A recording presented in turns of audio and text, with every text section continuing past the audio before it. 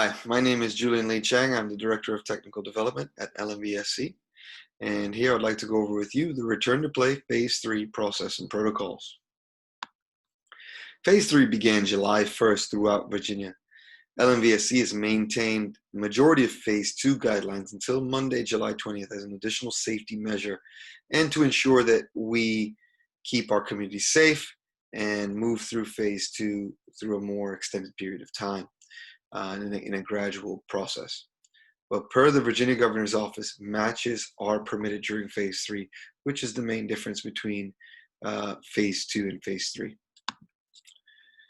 Virginia State Phase 3 guidelines, total attendance is limited to 250 people per field. We will be well under that. We do not intend to go over more than 100 in typically 50 to 75 players per field. 10 feet of physical distance should be maintained between all coaches, participants, and spectators where practicable. What does where practicable means?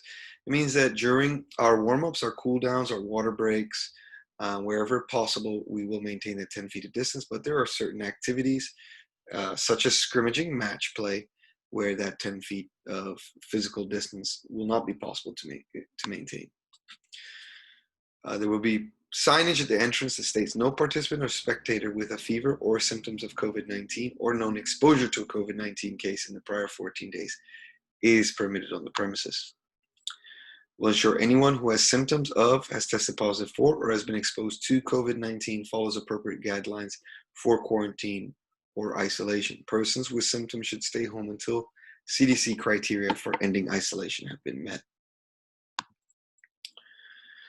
We will, as we have been doing, conduct daily screenings of coaches, official staff, and players for COVID-19 symptoms prior to admission to the venue. We will limit all shared equipment.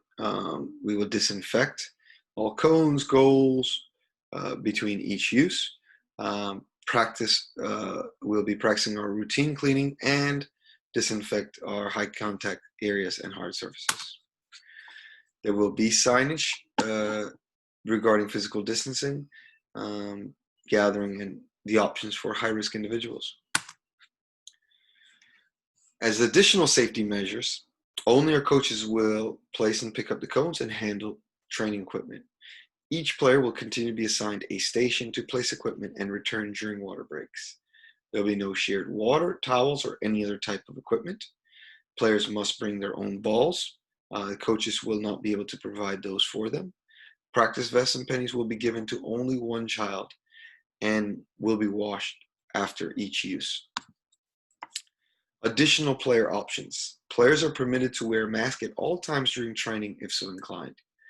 Players may opt to continue training with physical distancing measures throughout the entire session, meaning no scrimmaging until a later phase.